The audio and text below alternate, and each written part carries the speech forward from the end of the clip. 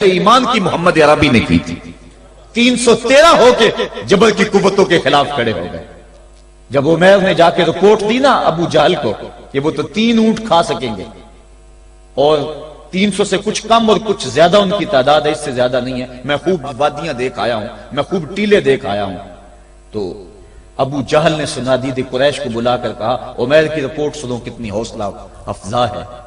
صبح لڑائی کی نوبت نہیں آئے گی، صبح تو رسیاں کٹھی کرو، جکڑ جکڑ کے مسلمانوں کو اونٹوں کی پشتوں پہ باندھ لیں گے اور پھر سینے حرم میں جا کے کعبۃ اللہ کی دیواروں کے ساتھ باندھ دیں گے. لوگوں کو تماشا دکھایا کریں گے کہ یہ نیا دین لے کر آئے تھے اور یہ ان کا کیا حال ہے.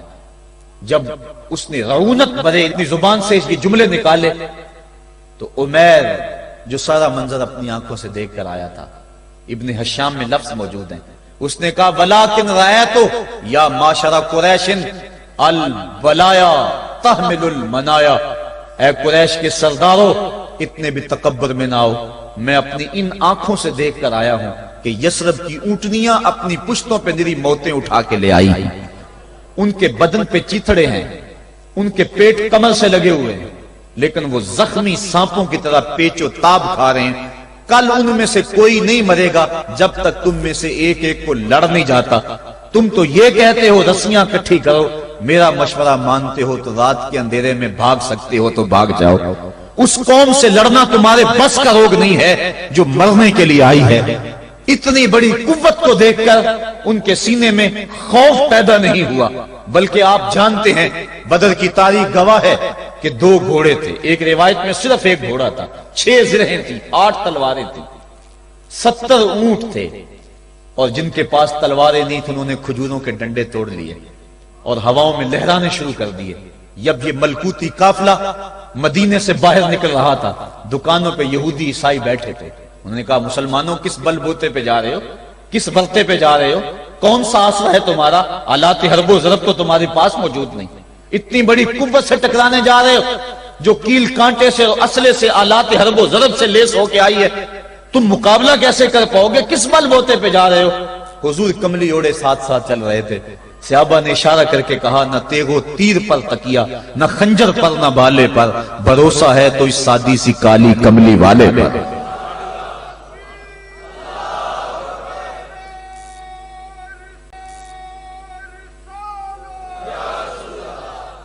اب اس ماحول میں جبکہ کفار پورا لاؤ لشکر لے کے آئے اور ابو جہل نے کہا اعلان کر دو لنا عزا ولا عزا لکم، یہ ان کے بت کا نام ہے. ہمارے پاس عزا ہے تمہارے پاس عزا نہیں، ہمارے پاس لات ہے تمہارے پاس لات نہیں، ہمارے پاس منات ہے تمہارے پاس منات نہیں، ہمارے 360 خدا اور تمہارا ایک خدا، مقابلہ ہی کوئی نہیں. اس نے کہا کھڑے ہو کے اونچی جگہ پہ کہا اپنے نقیب کو اعلان کرو لنا عزا ولا عزا لکم. حضور کے کانوں میں آواز پڑی، فرمایا علی تم بھی اونچے ٹیلے پہ کھڑے ہو جاؤ اور تم ان کو جواب میں کہو اللہ مولانا ولا مولا لکم، اللہ ہمارا مولا ہے تمہارا مولا کوئی نہیں ہے. اور پھر حضور نے سجدے میں سر رکھ دیا. سجدہ اتنی بڑی قوت ہے، ہزاروں ایٹم بمبوں کے اندر وہ قوت نہیں ہے جو سجدے کے اندر طاقت رکھ دی. آج دنیا سے ہم ڈر رہے ہیں اس لیے کہ ہمارے سجدے چھن گئے ہیں، ہمارے سجدوں کی آبرو چھن گئی ہے، ہمارے سجدوں میں وہ حرارت اور گرمی نہیں رہی، وہ رقت اور وہ نرمی نہیں رہی. بدر کا میدان ہے، 1000 کا لشکر جرار مقابلے میں ہے اور وہ پورے لاؤ لشکر کے ساتھ ناز و تفاخر کے اندر مسلمانوں کو ملیا میٹ کر دینے کے جذبوں سے دانت پیس رہے ہیں کہ آج مسلمانوں کو کچا چبا دیں گے. مسلمانوں کے ساتھ پاس صرف 8 تلواریں اور ان کے بطن میں کھانے کے لیے کچھ نہیں. جس کھجور کو چوس کے روزہ رکھتے ہیں اسی کھجور کو چوس کے روزہ افطار کرتے ہیں. یہ حالت مسلمانوں کی، بدن پہ چیتھڑے لگے ہوئے کپڑے ہیں، عجیب حالت ہے. پھر کون سا آسرا تھا جو مسلمانوں کے کام آیا؟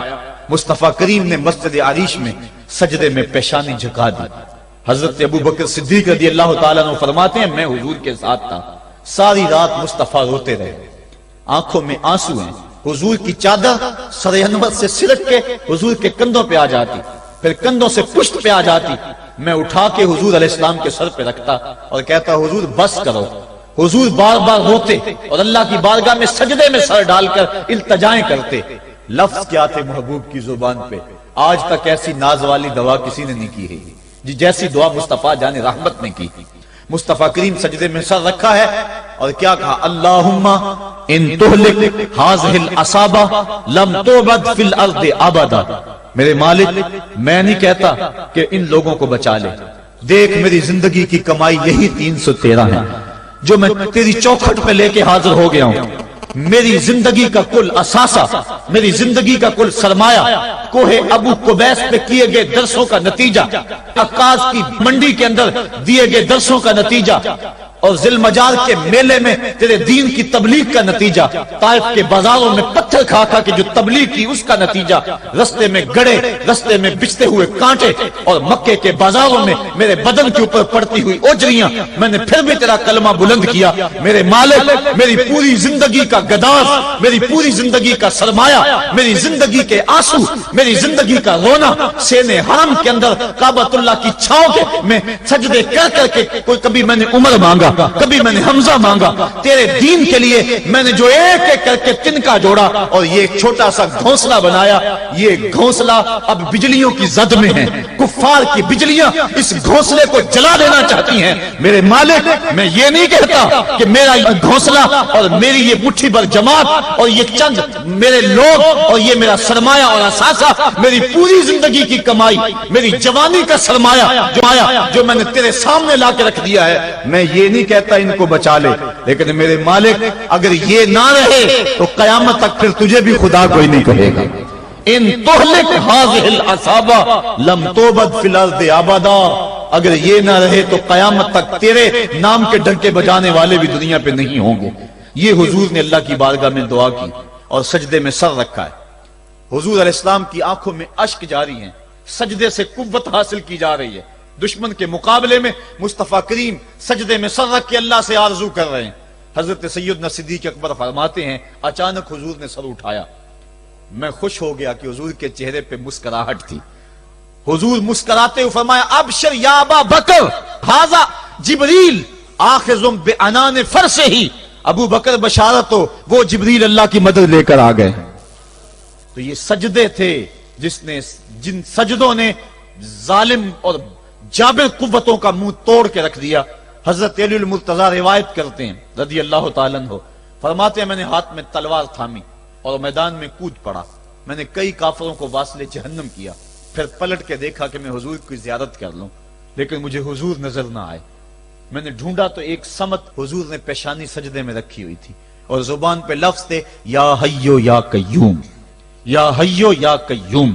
حضور یہ پڑھتے جا رہے تھے، یا حیو یا قیوم کا وظیفہ پڑھتے جا رہے تھے اور سجدے میں پیشانی تھی حضور کی۔ میں پھر دوبارہ آیا اس سجدے سے جوش لے کر، اس سجدے سے گرمی اور حرارت لے کر، اور پھر دشمن کی صفوں میں کود گیا۔ میں نے ایک کافر کو واصل جہنم کیا، پھر زیارت کے لیے واپس آیا، دیکھا تو پھر سجدے میں حضور نے سر رکھا ہوا اور یہی کہہ رہے ہیں یا حیو یا قیوم، یا حیو یا قیوم، یا حیو یا قیوم برحمتک استغیث۔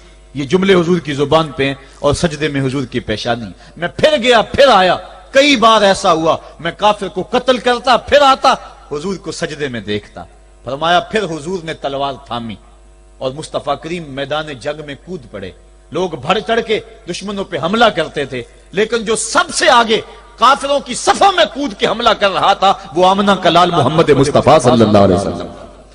تو سجدے سے وہ قوت ملتی ہے، سجدے سے وہ نور اور روشنی ملتی ہے کہ پورے زمانے میں اجالا کیا جا سکتا ہے۔ آج 56-57 اسلامی ملک دنیا کے سامنے رسوا ہو رہے ہیں اور دنیا کے سامنے سجدہ ریز ہیں، اس لیے کہ وہ ایک خدا کے سامنے سجدہ کرنا بھول گئے ہیں۔ ایک سجدہ جسے تو گراں سمجھتا ہے 1000 سجدے سے آدمی کو دیتا ہے نجات۔ آؤ اس کے حضور جھکو، اس کے حضور جھکنے والا کسی کے آگے نہیں جھکتا۔ سجدہ اس کو قوت دیتا ہے، تو راز کن فکاں ہے اپنی آنکھوں پر عیاں ہو جا، خودی کا راز نہ ہو جا، خدا کا ترجمہ ہو جا، خودی میں ڈوب جا غافل، یہ سر زندگانی ہے، نکل کر حلقہ شام و سحر سے جاویداں ہو جا، گزر جا بن کے سیل تندرو کوہ بیاباں سے، گلستان راہ میں آئے تو جوئے نغمہ۔ أخي المسلم، احرص على نشر هذه المادة، فالدال على الخير كفاعله۔ حضور نے ارشاد فرمایا الصلاۃ معراج المومنین، نماز مومن کا معراج ہے۔ تو اس معراج کو حاصل کرو، سرور لو، لطف لو، اس کا قرار پاؤ اور اس کی لذتوں سے سرشار ہو جاؤ، اور 5 نمازیں ادا کرنے کے ساتھ ساتھ نوافل ادا کرنے کی عادت بھی بنا لو، بلکہ سحری کا اٹھنا معمول زندگی بنا لو۔ ایک روایت میں آتا ہے کہ سحری کے وقت جب بندہ اٹھتا ہے اور اپنی بیوی کو بھی اٹھاتا ہے کہ اللہ کی بندی تو بھی اٹھ اور نماز پڑھ، نوافل پڑھ، لیکن گہری نیند کے نشے میں بیوی نہیں اٹھتی۔ خیر یہ وضو کرنے چلا جاتا ہے، جب وضو کر کے واپس آتا ہے تو تھوڑا سا پانی چلو میں لے آتا ہے اور اپنی بیوی کے اوپر چھڑک دیتا ہے، تو جب پانی چھڑکا جاتا ہے تو بیوی اٹھ بیٹھتی ہے اور یہ مصلی بچھا کے نماز پڑھنے لگ جاتا ہے، اور وہ بھی وضو کرنے چلی جاتی ہے۔ تھوڑی دیر کے بعد جب وہ وضو کر کے آتی ہے تو وہ بھی مصلی لے کے اس کے ساتھ بچھا لیتی ہے، تو شوہر پہلے نماز پڑھ رہا تھا، اب ساتھ مصلی بچھا کے بیوی بھی نماز پڑھنے لگ جاتی ہے۔ حدیث میں آتا ہے جب یہ دونوں نماز پڑھ رہے ہوتے ہیں رب مسکرا رہا ہوتا ہے، اپنی شان کے مطابق رب مسکرا رہا ہوتا ہے کہ دیکھو میرے بندے، تنہائی میں جب کوئی نہیں دیکھ رہا مجھے رب مانتے ہیں نا، مجھے حقیقی معبود مانتے ہیں نا، اور میرے حضور سجدہ ریز ہو رہے، پھر کتنی رحمتیں میاں بیوی میں اترتی ہیں کوئی اندازہ ہی نہیں کر سکتا ہے۔ رب اپنی شان کے مطابق مسکرا رہا ہوتا ہے اور ان پر رحمتوں کا نزول کر رہا ہوتا ہے۔ تو آؤ 5 گانا نماز شعار زندگی بنا لو، اور زندگی میں نماز کو کبھی بھی قضا نہ ہونے دو۔ وہ بدبخت ہیں جو اللہ کے حضور سجدہ نہیں کیا کرتے، اور وہ خوش نصیب ہے جن کی پیشانیاں سجدوں سے آباد ہیں۔ قیامت کے دن وہ نور نور چہرے دور سے پہچانے جائیں گے جو نماز کے خوگر ہیں، نماز کے عادی ہیں۔ آج کی اس مجلس میں میرا دل بھی، میری روح بھی، میری زبان بھی اور میرا رواں رواں آپ سب کے لیے دعا گو ہے، اور آپ سب کے اعضاء ظاہری اور باطنی میرے لیے دعا گو ہوں، اور ہم سب مل کے امت کے لیے دعا گو ہوں۔ اللہ 5 گانا نماز کی توفیق عطا فرمائے، اور ہماری نسلوں میں بھی نماز کا نور باقی رہے، ہماری اولاد میں سے، ہماری نسلوں میں سے کوئی ایک شخص بھی نماز کی دولت سے محروم نہ رہے۔ یہ سعادت مندی اس کے مقدر میں لکھ دی جائے اور اس کی زندگی کے اندر نماز کو شامل کر دیا جائے۔ اللہ آپ کو جزائے خیر عطا فرمائے۔ آج کہا جاتا ہے کہ اس طرح کی باتیں سنی جاتی ہیں کہ جو جذبات کو حرارت دیں، گرمی دیں، لیکن ہماری یہ ضرورت ہے، اس وقت تقریباً 90% طبقہ امت کا نماز نہیں پڑھتا ہے، اور صرف 10% لوگ نماز پڑھتے ہیں، تو پوری امت کے اوپر نماز فرض ہے، واجب ہے، لازم کی گئی ہے۔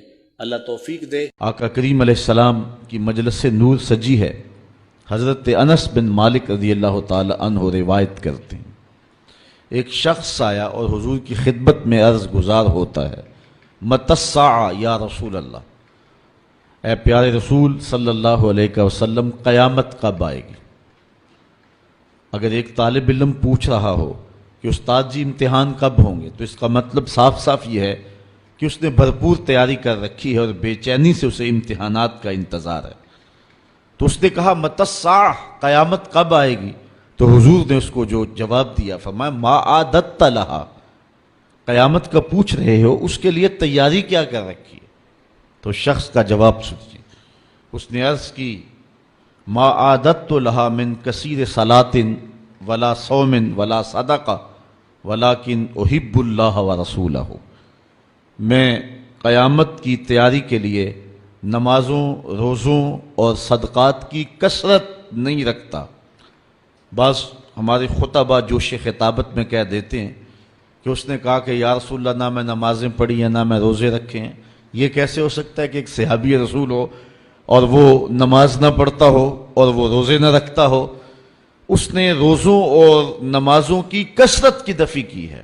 لفظ جو حدیث کے ہیں وہ یہ ہیں، اس نے کہا ما اعددت لہا من کثیر صلاۃ ولا صوم ولا صدقہ، میرے پاس نمازوں اور روزوں اور صدقے کی کثرت نہیں ہے۔ اس بات پہ مجھے کوئی تیاری کی صورت میں ناز نہیں ہے کہ میرے پاس بہت ساری نمازوں کا ذخیرہ ہے، صدقات میں نے بہت سارے کیے ہیں، لیکن جو میری تیاری ہے وہ یہ ہے ولیکن احب اللہ ورسولہ، میں اللہ اور اس کے رسول سے پیار کرتا ہوں، میری بس یہی تیاری ہے۔ تو اس جواب پر حضور علیہ السلام نے جو ارشاد فرمایا وہ سننے کے قابل ہے۔ آقا کریم علیہ السلام نے ارشاد فرمایا انت مع من احببت، تو جس کے ساتھ محبت کرتا ہے اسی کے ساتھ ہوگا۔ اب حضرت انس بن مالک رضی اللہ تعالی عنہ اپنی رائے دیتے ہیں، فرماتے ہیں فما فرحنا بے قول نبی صلی اللہ علیہ وسلم انت مع من احببت، کہتے ہیں ایمان لانے کے بعد زندگی میں کبھی اتنی خوشی نہیں ہوئی تھی جتنی خوشی اس قول کو سن کے ہوئی کہ حضور علیہ السلام نے فرمایا کہ تم اس کے ساتھ ہوگے جس سے محبت کرتے ہو۔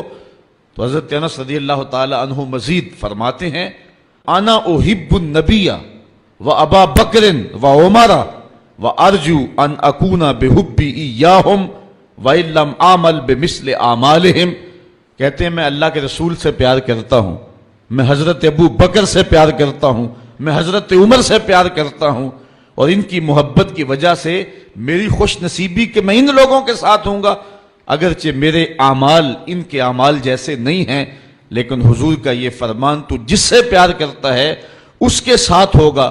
فرماتے ہیں کہ پھر ہماری خوشی کی انتہا نہ رہی، اور ایمان لانے کے بعد صحابہ سب سے زیادہ اگر کسی قول پہ خوش ہوئے ہیں، کسی بات پہ بہت زیادہ انہیں فرحت ہوئی ہے تو وہ اس بات پہ فرحت ہوئی ہے کہ حضور نے ارشاد فرمایا انتا مع من احببتا، تو اس کے ساتھ ہوگا جس کے ساتھ تو محبت کرتا ہے۔